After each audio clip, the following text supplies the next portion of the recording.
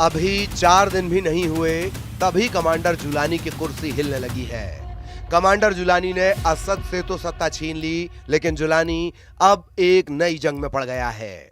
Jolani के लिए लड़ाई जानलेवा साबित हो सकती है, क्योंकि सीरिया में बशर अल असद की सत्ता जाने के बाद कई कमांडर पैदा हो गए हैं जो जुलानी से बेहद ही ज्यादा खूंखार हैं।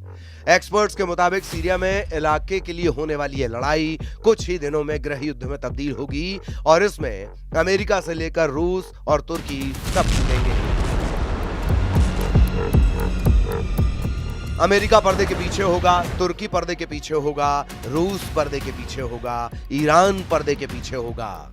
लड़ेंगे सभी देश। सीरिया में खड़े किए हुए विद्रोही और गृह युद्ध बेहद ही खतरनाक होगा, बेहिसाब खून गिरेगा। बिल्कुल सही सुन रहे हैं, सीरिया को लेकर ये ऐसी भविष्यवाणी है जिसके बारे में एक्सपर्ट्स कह रहे हैं कि ये होकर ही रहेगा, इसे कोई नहीं रोक सकता। क्योंकि सीरिया में सभी देशों के अपने अपने स्वार्थ हैं और दमिश्क पर विद्रोहियों के कब्जे के बाद वो स्वार्थ प्रभावित हो रहे हैं और ऐसा कोई भी देश नहीं चाहता है। सीरिया में हालात खराब हो चुके हैं। अमेरिका के विदेश मंत्री का प्लेन इस वक्त एक्टिव है।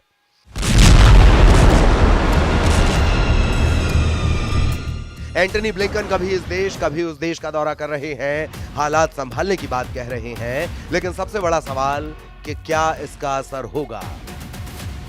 अखबारों में, टीवी पर, मोबाइल पर दमिश्क पर कब्जे के बाद अब तक आप हजारों बार कमांडर जुलानी का चेहरा देख चुके हैं। कमांडर जुलानी को दुनिया का बच्चा बच्चा पहचान चुका है, लेकिन सीरिया में अब भी सैकड़ों नहीं हजारों जुलानी जैसे कमांडर हैं जो मौके की तलाश में हैं। कुछ ने तो सीधी ललकार भी भर दी है। सीरिया में सक्रिय गुटों में खूनी संघर्ष बढ़ते जा रहा है, जिससे सीरिया में नया गृह युद्ध छिड़ने का अंदेशा पैदा हो गया है। फर्स्ट पोस्ट की रिपोर्ट के मुताबिक सीरिया में तुर्की समर्थित सीरियाई नेशनल आर्मी यानी SNA और अमेरिका समर्थित सीरिया डेमोक्रेटिक फोर्स यानी SDF के बीच तनाव बढ़ रहा है। SDF कुर्द, अरब और सीरियन मिलिशिया का गठबंधन है। SNA तुर्की के समर्थन से बने विद्रोही समूह का गठबंधन है।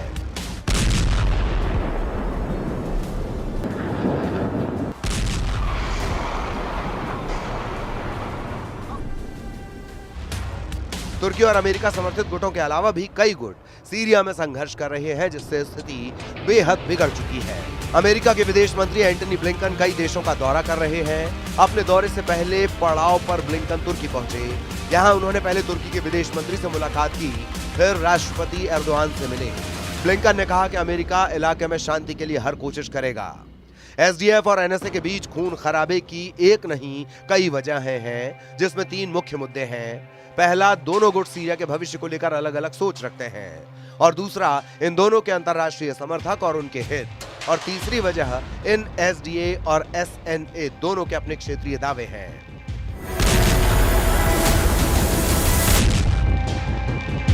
हल्के हरे रंग में सीरिया के नक्शे पर दिख रहे इस सबसे बड़े हिस्से पर HTS कमांडर जुलानी का कब्जा है।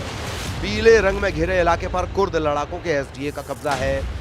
फिरोजी रंग में दिख रहे इस इलाके पर SNA का कब्जा है। इसमें कोई शक नहीं कि सीरिया के रेगिस्तानी इलाके में दाइश मजबूत हो गया है। ये लोग पहले छिपे हुए थे, अब खुलकर सामने आ गए हैं। जो लोग दाइश से मुकाबला कर रहे थे वो अब नहीं रहे, वो रेगिस्तान में मौजूद हैं और अब हमारे इलाकों में दाखिल हो रहे हैं।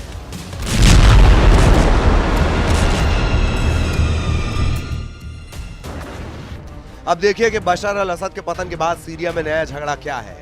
विदेशी मीडिया की रिपोर्ट कहती है कि अमेरिका को जरा भी अंदाजा नहीं था कि विद्रोही महज 11 दिनों में असद को सत्ता से बेदखल कर देंगे और उन्हें अपनी जान बचाने के लिए रूस में शरण लेनी पड़ेगी। अमेरिकी अधिकारी असद के साथ एक समझौते पर बातचीत कर रहे थे।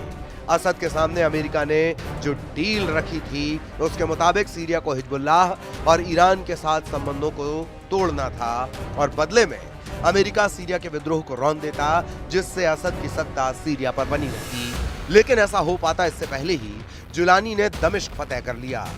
इस वक्त सीरिया को लेकर अमेरिका और तुर्की आमने सामने हैं। बड़ी बात यह है कि अमेरिका और तुर्की दोनों ही नेटो गठबंधन के सदस्य देश हैं। ऐसे हालात में अब देखना होगा कि अमेरिका किस हद तक सीरिया में डैमेज कंट्रोल कर पाता है।